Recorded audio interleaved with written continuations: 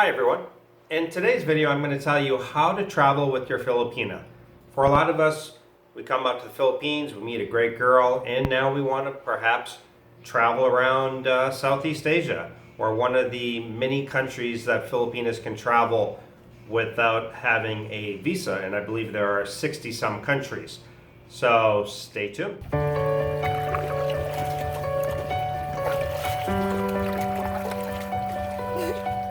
All right. So, like I said, a lot of people come out to the Philippines, they meet a great girl, and perhaps they either want to move to a different country, not live in the Philippines, or not live in their own home country, but perhaps they want to move to Vietnam or Malaysia or Thailand, or perhaps they just want to travel with them. Now, a lot of you might have heard, and if not, this will be a good lesson for you, but a lot of you know already that there is a chance sometimes your Filipina girlfriend could be what's called offloaded. That means you guys get to the airport, you get ready to fly to a vacation to Thailand for a week or so. As you're going through the airport security, they stop you and they say, sorry, this looks suspicious, we're not allowing you to travel. And this does happen. Now, there are many reasons for this. I'm going to tell you some things to prepare for and how to make this a little bit of a smoother process for you. So let's go back a little bit first. Now, if you want to travel, obviously you have to get a passport. Now, for a lot of Filipinos, they don't even have all the requirements to get the passport. They're going to need their birth certificate. They're going to need a form of ID. Some of the easiest forms of IDs to get for a Filipino is a postal ID, a student ID, a driver's permit, or a Phil Health card. Other things that you're going to want to do once you have these is you're going to want to establish residency. You want to get something in their name. So perhaps a cable bill, an internet bill if you guys live together, something that will be in her name. Besides that, it makes good sense to go ahead and open up a bank account for your Filipina. It's not too hard to open up a bank account. So anything you can do to help show that she has a reason to come back here, that she's established kind of in the community. So bank account, Phil Health, an ID, and then you can go get your passport. And with the passport, the first stamp is always going to be the hardest. It's that first time leaving the country that is going to bring more suspicion than any other trip after that.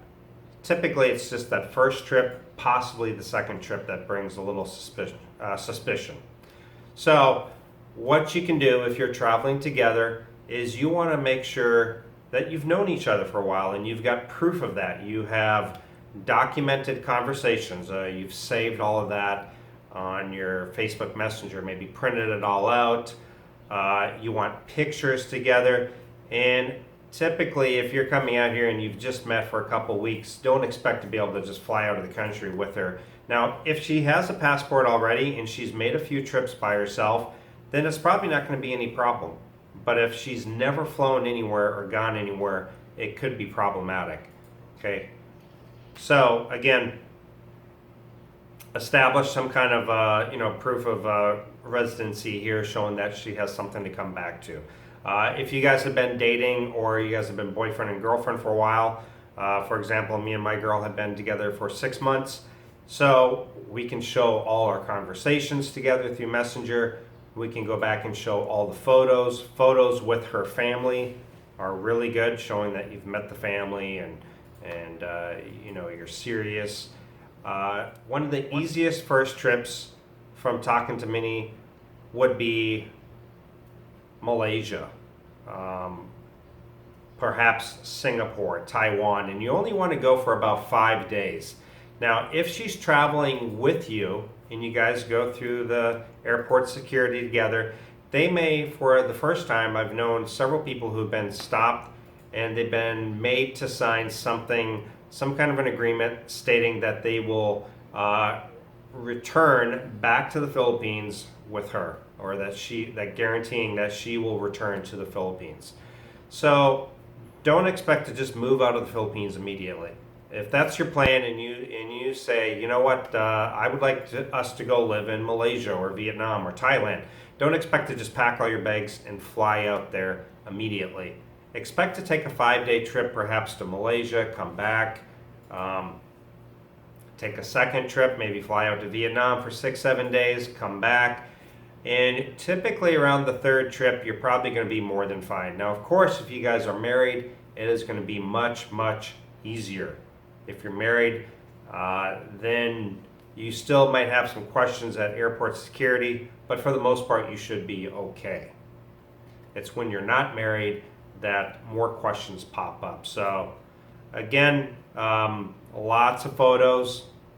Proof of conversation, photos with her family are excellent. The more things showing being established here in the Philippines, the better for her. So if she's got a bank account, if she's got a Phil Health card, if she has a postal ID, her passport, if she has something in her name, perhaps like the cable bill, the internet, a lease agreement. If she has a job, fantastic. Now she could end up not even worrying about the last paycheck, just quit, but she could show that she's got a job to come back to. So all of this helps, and again, this will help make the trip easier. And just plan on doing 1 or 2 initial trips, come back, and if you plan on moving, then it shouldn't be a problem. Most people I have talked to, once they've had the first and second trip done, they haven't had any problems going in and out of the security at the airport. Hasn't been a problem. So another thing is you're going to fill out a copy of the immigration form. You're going to have an address of where you're going to be at. So make sure all of that has been established already. The hotel, the Airbnb, a friend, depending where you're going to stay. So make sure you guys have that. Proceed to the immigration booth. They're going to ask you questions. More for her, not for you per se, but it'll be how long will you be staying abroad? The key is going to be to convince them that you are there to tour around and that you're not going there to find work. When they're satisfied, they'll put the stamp on her passport and you'll be good to go. Now you'll have a final security check, remove all the gadgets, all the items, shoes, go through security, and you're good to go. And that's really about it. It's a long process and it involves a lot of queuing. Make sure you guys are at the airport a couple hours before. Who knows how much longer with this COVID-19 now, but yeah. So make sure make sure she has her return flight ticket.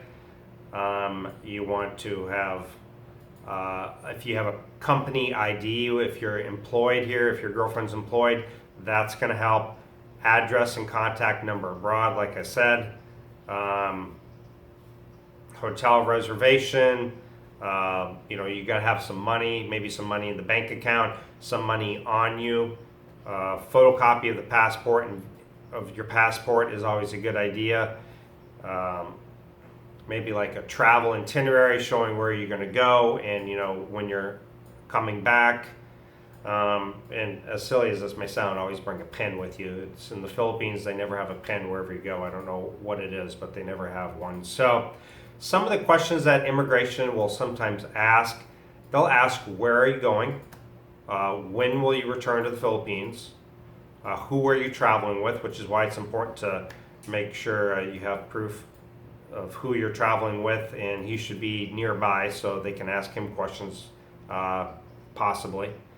What is your occupation in the Philippines? So you want to make sure that your girlfriend or whatever answers confidently, consistently, and truthfully, really. Sometimes they'll ask follow-up questions. You'll be subjected to a secondary inspection. So a lot of people ask about the money. Now, most people don't really ask for money. They may ask how much you have, but they don't ask to see it. But typically you would want to show, about $50 per day is what you would want, is a good rule of thumb. Okay, so a lot of people will say, well, my Filipina doesn't work and I'm paying for the trip. So what happens at that point? Well, basically immigration's job is just trying to protect the Filipina from human trafficking. So what you have to do is you'll likely have to undergo a secondary inspection. They just know that if you're unable to financially afford that trip, then you're very vulnerable to risky situations, which is why you want to show a lot of photos together, proof of conversation, and that you've been together for a while. All right, so guys, that's pretty much it. I just wanted to give you an overview of some of the things that you should do, that you need to prepare to travel with your Filipina girlfriend or fiance. And hopefully this makes it a little bit easier. Again, don't plan on just moving out of the country immediately if she's never traveled before. Couple small trips first, and then you're going to be good to go. If you can get, example, rule of thumb, $50 per day for travel. If you're going to go to Malaysia for 5 days, then she should have about $250, and you could put that in her bank account or just give it to her in cash to hold on to, just so that they know she's got money and proof of maybe a bank statement showing that she's got money as well. So all of this is going to help. So guys, questions, comments, please comment down below. And if you guys have experience traveling with the Filipina, please comment down below and share your experiences. I would love to hear it. So guys, I will see you next time. Take care. Bye.